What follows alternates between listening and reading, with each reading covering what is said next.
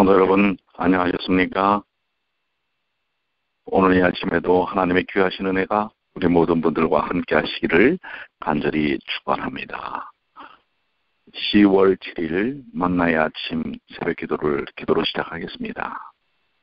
하늘에 계시는 사랑이 많으신 아버지 하나님, 하나님의 귀하신 은혜를 통해 이 아침에도 하나님께서 저희에게 생명을 주시고 하나님의 음성을 말하여 주셔서 감사합니다.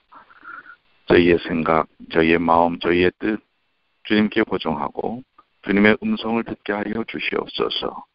그리고 마땅히 하나님의 백성으로 살아야 할 삶의 모습을 갖는 주님의 귀한 자녀들이 되게 하여 주시옵소서.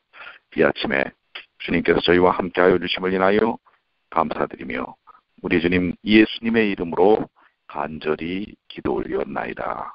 아멘. 네, 오늘은 로마서 3장입니다. 로마서 3장 1절로 8절까지에 있는 말씀인데요.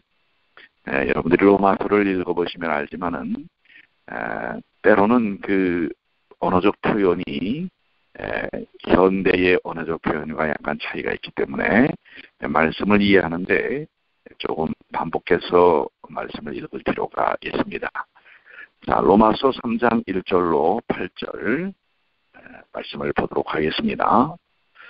그런즉 유대인의 나옴이 무엇이며 할례의 유익이 무엇이며 범사에 많으니 첫째는 저희가 하나님의 말씀을 받았음이니라. 어떤 자들이 믿지 아니하였으면 어찌하리요? 그 믿지 아니함이 하나님의 미쁘심을 패하겠느뇨? 그럴 수 없느니라. 사람은 다 거짓되되 오직 하나님은 참되시다 할지어다. 기록된 바 주께서 주의 말씀에 의롭다 하심을 얻으시고 판단하실 때에 이기려 하심이라 함과 같으니라. 그러나 우리 불의가 하나님의 의를 드러나게 하면 무슨 말하리요? 내가 사람의 말하는 대로 말하노니 진노를 내리시는 하나님이 불의하시냐? 결코 그렇지 아니하니라. 만일 그러하면 하나님께서 어찌 세상을 심판하시리요? 그러나 나의 거짓말로 하나님의 참되심이 더 풍성하여 그의 영광이 되었으면 어찌 나도 죄인처럼 심판을 받으리요? 또는 그러면 선을 이루기 위하여 악을 행하자 하지 않겠느냐? 어떤 이들이 이렇게 비방하여 우리가 이런 말을 한다고 하니 저희가 정죄받는 것이 옳으니라. 자, 여러분들 지금 1절부터 8절까지 3장 1절부터 8절까지 읽으셨는데요. 그래도 4절까지는 여러분들이 말씀을 이해하는 데도 그렇게 어려움이 없는데 우리 5절부터 8절까지는 조금 그 표현이 다소 한 번에 이해하기가 쉽지 않으실 거라고 생각이 됩니다. 그래서 여러분들이 말씀을 읽으시면서 혹 그 내용에 같은 우리의 언어지만 이해가 잘 되시지 않을 때는 다른 번역의 성경을 참고하시는 것도 상당히 의미가 있습니다. 그래서 오늘의 말씀을 여러분들 제가 다른 번역으로 한번 좀 여러분들에게 읽어드리도록 하겠습니다. 제가 읽어드리는 이 번역은 쉬운 성경이라고 하는 번역입니다. 자, 그러면 제가 다시 한번 로마서 3장 1절로 8절을 한번 쉬운 번역으로 읽어드리겠는데요. 그렇다면 유대인이 이방인보다 더 나은 것은 무엇입니까? 또 할례의 가치는 무엇이겠습니까? 모든 면에서 많이 있습니다. 첫째로 중요한 것은 유대인들이 하나님의 말씀을 맡았다는 사실입니다. 그런데 만일 유대인 중에 하나님을 믿지 않는 사람이 있다면 어떻겠습니까? 이 사람들이 믿지 않는다고 해서 하나님의 신실하심이 무효가 되겠습니까? 절대로 그렇지 않습니다. 설령 모든 사람이 거짓말쟁이라 하더라도 하나님은 참되십니다. 성경에도 이렇게 기록되어 있습니다. 주께서는 주님의 말씀으로 의로우심을 나타내시고 심판하실 때 주님께서 이기실 것입니다. 내가 사람들이 사용하는 논리의 방식대로 말을 해보겠습니다. 우리가 의롭지 못한 것 때문에 하나님의 의로우심이 더욱 밝히 드러날 경우 뭐라고 말하겠습니까? 우리에게 진노를 내리시는 하나님을 의롭지 못하다고 하겠습니까? 결코 그럴 수 없습니다. 하나님께서 의롭지 못하시다면 어떻게 하나님께서 세상을 심판하시겠습니까?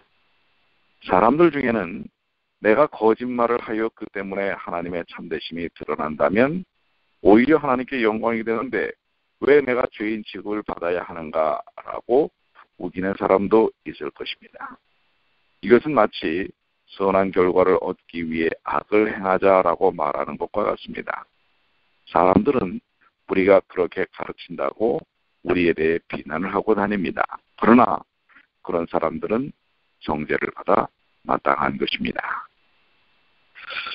자, 어떻게 쉬운 성경으로 읽어드리니까 조금 더 이해가 되는지 모르겠습니다. 그래도 또 이해가 잘 되지 않으십니까? 자, 그러면은 한 절 한 절, 한 구절 그 단어 속에 나오는 의미를 한번 좀 살펴보도록 하겠습니다. 여기 1절에 나음이 무엇이며 라고 하는 것입니다. 유대인들이 이방인에 대비해서 나음이 무엇입니까? 라는 뜻입니다. 뭐가 낫지요? 그것은 바로 그들에게 하나님의 말씀이 주어져 있다고 하는 것입니다. 바울이 특별히 하나님의 백성 이스라엘에게 주신 그분의 약속과 명령을 가리키고 있는데요. 특별히 이 문맥에는 구약을 가리키기 위한 단어를 사용하는 것이 분명하지요. 유대인들이 누린 첫 번째 이점은 그들이 인간에 대한 거룩한 뜻에 관하여 하나님의 직접적인 계시를 위탁받았다는 것입니다. 이것은 굉장한 영광이고 특권이죠. 그것과 더불어 나머지 세상에 이 거룩한 계시를 나눠줘야 할 그에 상응하는 의무가 부여되어 있기도 합니다. 만약 유대인들이 그들에게 맡겨진 특권과 책임을 인식하고 감사했더라면 하나님은 그들을 통해 세상의 구원을 이루시는 일을 하실 수 있었을 것입니다. 그런데 결국 그들이 그렇지 못했다고 하는 것입니다. 유대인들이 말씀을 받았고 할례를 받았지만 그러나 그 하나님의 말씀을 받았던 나음, 특권을 바르게 행하지 못했다고 하는 사실이죠. 특별히 3절에는 구원의 약속은 여전히 유효합니다. 여기서 이제 특별히 유대인의 실패는 하나님께서 그들에게 하신 약속을 지키는데 실패했음을 의미하는 것이 아닙니다. 하나님께서 실패하신 것이 아닙니다. 유대인이 실패한 것이죠. 구원의 약속은 여전히 유효하지만 항상 믿음을 가진 자들에게만 유효합니다. 말씀을 받았다고 해서 되는 것이 아닙니다. 그 말씀을 믿고 그 말씀이 자기 삶 속에 역사하는 경험을 갖는 것입니다. 여기 오늘날에도 어떤 이들은 그리스도의 재림이 오래 지체되는 것을 당신의 백성에게 한 약속을 성취하는 일에 하나님 편에서 실패로 간주할 유혹을 받을 수가 있습니다. 예수님이 이렇게 느껴오시는 거, 이건 하나님의 약속이 실패한 거 아니냐? 아닙니다. 하나님의 약속이 실패한 게 아니라 하나님의 약속은 조건적이라고 하는 것입니다. 하나님이 신속한 재림의 약속을 성취시킬 수 없도록 한 것은 우리의 죄와 연약한 믿음 때문이라고 하는 것입니다. 하나님의 약속은, 하나님의 말씀은 불변하다는 사실입니다. 그것을 받아들이는 우리 때문에 이 재림이 지체될 수 있다고 하는 것입니다. 물론 우리의 형편 때문만 그것이 계속해서 늘어지지는 않습니다. 하나님의 계획의 시간표에 또한 맞춰져 있는 것입니다. 고대 이스라엘을 가나안 땅에 속히 들어가지 못하도록 한 동일한 죄가 40년 동안 광야에서 팽팽 돌았죠. 현대 이스라엘인 하늘 가나안에 들어가는 일을 지체시킬 수 있는 것입니다. 이 두 경우 모두 하나님의 약속이 잘못된 것이 아닙니다. 우리를 이토록 오랜 세월 동안 이 죄악과 슬픈 세상에 머물도록 있게 만든 것은 믿노라고 공언하는 주님의 백성 가운데 있는 불신과 세속적 마음가짐과 헌신하지 않음과 다툼입니다. 복음전도 696쪽에는 그것을 분명하게 밝혀두고 있는 것입니다.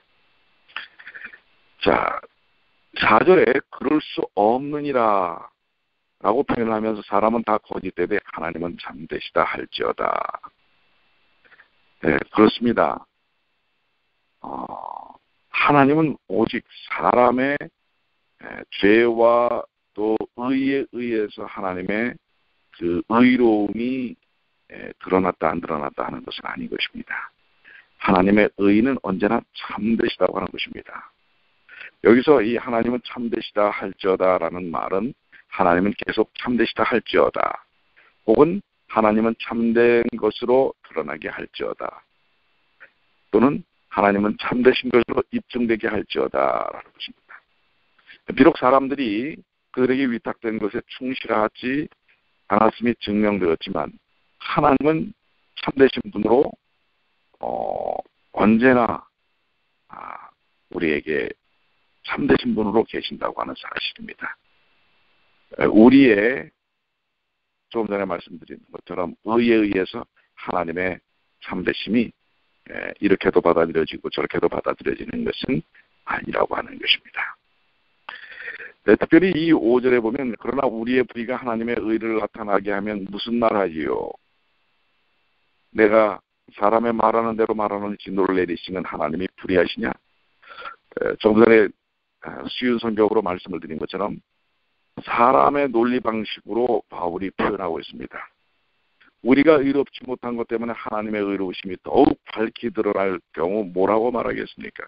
자, 우리가 불의하기 때문에 하나님이 더 의롭다? 그것은 아니라고 하는 것입니다. 우리에게 진노를 내리시는 하나님을 의롭지 못하다고 하겠습니까? 그렇기 때문에 우리가 불의해서 하나님의 의가 더 드러나는 것이니까 하나님은 진노를 내리시는 하나님은 의롭지 못하다. 우리의 상태에 따라서 우리가 불의하기 때문에 하나님의 의로움이 더 드러나는 것 아니냐? 그것은 아니라고 하는 것입니다. 하나님의 의는 우리의 불의와 의에 상관없이 언제나 참되시고 의롭다고 하는 것입니다. 네, 그러한 부분을 여기 5절에서 설명하는 거고요. 6절에서는 결코 그렇지 아니하니라. 만일 그러하면 하나님께서 어찌 세상을 심판하시리요? 세상의 상황적인 논리에 윤리에 의해서 하나님의 의가 왔다 갔다 하는 것이 아니라고 하는 것입니다. 네, 하나님께서 의롭지 못하시다면 하나님은 언제나 의로우신 분이고 온전히 의로운 것입니다. 그렇기 때문에 하나님께서 세상을 심판하실 수 있는 기준이 되신다고 하는 것입니다. 우리의 불의가 또 하나님을 의롭게 하고 그렇기 때문에 하나님은 진노를 드러내신다. 이게 아니라 하나님은 우리의 의와 불의에 상관없이 언제나 의로우신 분으로서 의의 기준이 되신다고 하는 사실을 말씀하고 있는 것입니다. 7절의 말씀은 나의 거짓말로 하나님의 참되심이 더 풍성하여 그 영광이 되었으면 어찌 나도 죄인처럼 심판을 받으리요. 이 사람들 중에 이 말을 한다는 것이죠. 내가 거짓말을 하여 그 때문에 하나님의 참되심이 드러난다면 오히려 하나님께 영광이 되는데 왜 내가 죄인 취급을 받아야 하는가? 내 불의가 오히려 하나님의 의를 드러내는데 그래서 그게 하나님의 의가 드러나기 때문에 하나님의 영광이 되는데 내가 왜 죄인처럼 취급받아야? 라고 우기는 사람도 있을 수 있다는 것입니다. 이게 참 논리가 역설적이죠. 근데 죄인들이 그렇게 할 수도 있다는 것입니다. 내가 이렇게 사는 것은 이렇게 살아야만 하나님의 의가 드러나지. 근데 왜 내가 죄인이야? 오히려 하나님의 의가 드러나서 영광이 되는데 그러니 나는 이 죄를 져도 상관없어. 뭐 이런 식의 논리를 핀다고 하는 것입니다. 우리 인간들은 자신의 그 입장을 자기에게 맞춰서 어떤 것들을 이렇게 해석하고 또 주장하려고 하는 경향이 있습니다.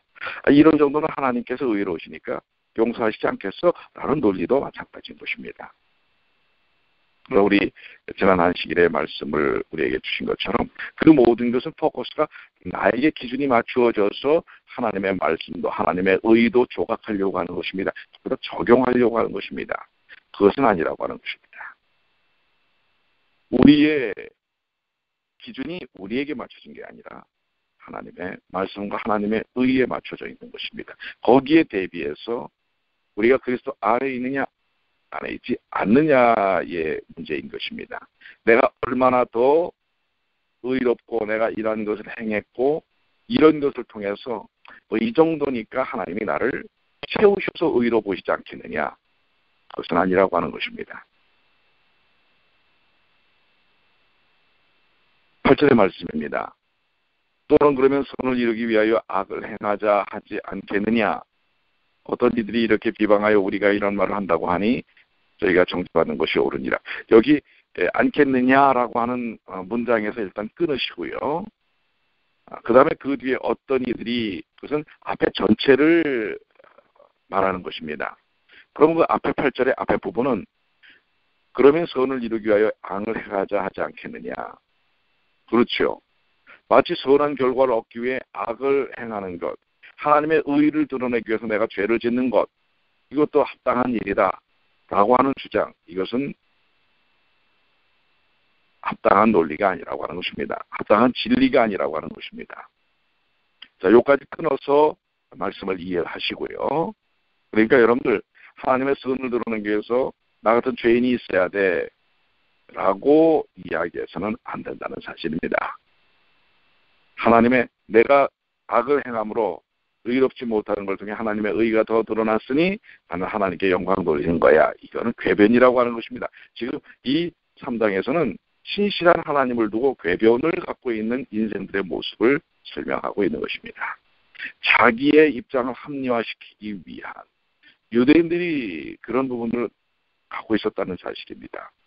내가 말씀을 받았고 말씀에 이 특권을 가졌기 때문에 우리는 의롭다. 말씀을 가진 것만이 하나님의 의를 드러내는 것이 아니라고 하는 것입니다. 오늘날 우리들의 신앙도 마찬가지지요. 내가 재림 신자가 되었기 때문에 우리에게 주어진 기별이 하나님께서 너무나 축복스럽게 많은 것들을 우리에게 주셨기 때문에 그것이 우리를 의롭게 만드는 것은 아니라고 하는 것입니다. 의의 본질은 그분을 받아들이고 내가 그분 안에 있는 것이라고 하는 것이고요. 그 안에서의 그분의 뜻에 순종하는 일을 통해 그분의 역사하심이 드러날 때 그것이 바로 하나님께서 받아들여 주시는 것입니다. 자, 여기까지 이제 말씀을 끊었으면요. 그 다음에 어떤 이들이 이렇게 하여 그렇기 때문에 여태까지 하나님의 참되시고 신실함만이 말씀을 받고 있는 것이 아니라 그 신실함을 받아들이고 믿는 것만이 우리에게 구원이 있다라고 하는 것, 이 주장을 전달하는 바울과 우리 하나님의 백성들을 향하여 그들이 비방한다고 하는 것입니다. 만약에 그들이 나는 갖고 있기 때문에 또 하나님의 의를 내가 좀 불의함으로써 드러냈기 때문에 라고 배변을 늘어놓는 사람들은 정죄를 받는 것이 마땅하다라고 지금 바울은 이야기하고 있는 것입니다. 1절에 있는 말씀을 다시 한번 돌아가면 유대인의 나음이 무엇이냐. 그 나음 때문에 우리가 정죄함에서 벗어나는 것은 아니라고 하는 것입니다. 할례를 받았기 때문에 정죄함에서 벗어난 것이 아닙니다. 오히려 그런 식의 논리를 펴는 사람들은 불의함이 드러났고 하나님의 의 가운데서 죄인이라는 사실을 밝히고 있다고 하는 것입니다. 다소 좀 여러분들 이해가 쉽지 않는 부분이 오늘 좀 포함이 되어 있는데요. 한마디로 핵심적으로 설명을 드리면 유대인들이 할례를 받았거나 말씀을 받았다라는 귀한 특권, 그건 특권입니다. 그러나 그 특권이 그들을 구원하거나 정죄에서부터 벗어나게 하는 것이 아니라고 하는 것입니다. 그리고 그들이 그걸 통해서 어떤 논리를 펴는 것입니다. 우리가 이것을 받았기 때문에 하나님의 의가 드러나고 우리가 불의함으로써 하나님께 영광이 더 될 수 있다. 이런 식의 궤변적 논리는 하나님의 신실하심에 맞지 않는 것입니다. 하나님은 언제나 의로우신 분이고 그리고 그 의의 핵심은 예수님의 십자가입니다. 그것을 받아들이는 이들에게 있어서 우리는 구원의 역사가 일어나는 것입니다. 오늘 우리가 갖고 있는 신앙적 여러 논리들이 있을 수 있습니다. 내가 이렇게 하는 것은 이래서 그런 것이야. 그리고 자기 행위와 행동을 합리화시키는 경향들을 갖습니다. 이것은 정죄를 받는다고 하는 것입니다. 우리의 행동은 내가 기준이 아니라고 하는 것입니다. 하나님의 신실하심에 의하여 그것이 판단되어진다는 사실입니다. 저는 오늘 말씀을 깊이 묵상을 하면서요, 저도 여러 번 말씀을 보고 또 다른 번역도 보고 또 성경의 주석도 보고 하면서 오늘의 말씀을 이해하면서 제 마음속에 자기 논리의 합리화에 빠지지 말아야 되겠다. 내가 갖고 있는 신앙은, 내가 이렇게 연약한 것은 인간이기 때문에 어쩔 수 없는 거야. 하나님은 이것을 은혜로 다 받아주시고 용서하실 거야. 물론 하나님은 십자가를 통해서 용서하십니다. 그러나 용서하실 거야라는 논리가, 인식이, 의식이 아니라 용서하시는 예수를 믿고 받아들여야만 그게 가능하다는 사실입니다. 근데 많은 사람들은 예수님을 직접 받아들이진 않아요. 예수님께 자신을 완전히 드리진 않아요. 양의 문인 예수님 안으로 들어가진 않습니다. 그러면서 논리를 핍니다. 내가 이렇게 하는 것은, 예를 들어서 안식일에 결석하는 것은, 뭐 하는 것은, 뭐뭐 하는 것은, 이런 논리를 피는데 이 논리는 정죄에서 벗어나게 하지 못한다는 사실입니다. 오늘 저도 제가 갖고 있는 행동, 신앙적 행동에 대하여 이런 식의 논리를 피지 않기로 결심합니다. 주님을 바라보고 주님의 십자가 안으로 들어가는 삶,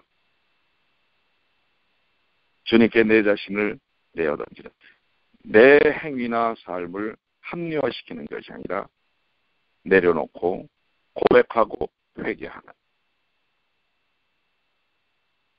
그러한 마음에 결심을 합니다. 오늘 여러분들은 어떤 결심을 하십니까? 또 어떤 질문을 스스로 말씀을 통해서 던져보셨습니까? 오늘 주어진 말씀들이 여러분의 세계에 큰 믿음의 영적 경험을 이루게 되기를 간절히 축원합니다. 기도하시겠습니다.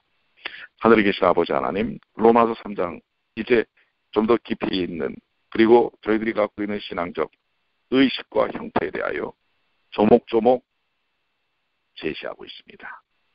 오늘 그 말씀들을 통해 저희들이 갖고 있었던 잘못된 인식과 의식의 신앙의 틀들이 주님 안에서 깨트려지고, 딱딱했던 우리의 신앙적 고질적인 이 패러다임이 깨어짐으로써 거기에서 믿음의 싹이, 또 하나님의 성령의 역사의 경험이 체험되어질 수 있도록 도와주시옵소서. 오늘 하루도 주님 안에서 주님을 통해서 주님을 믿는 삶을 살게 하여 주시고, 내 자신을 내려놓고 성령의 역사하심에 내 자신을 맡기는 주님의 귀한 자녀들이 되게 하여 주시옵소서. 주님 안에서 승리케 하여 주시옵소서. 예수님의 이름으로 간절히 기도드리옵나이다. 아멘.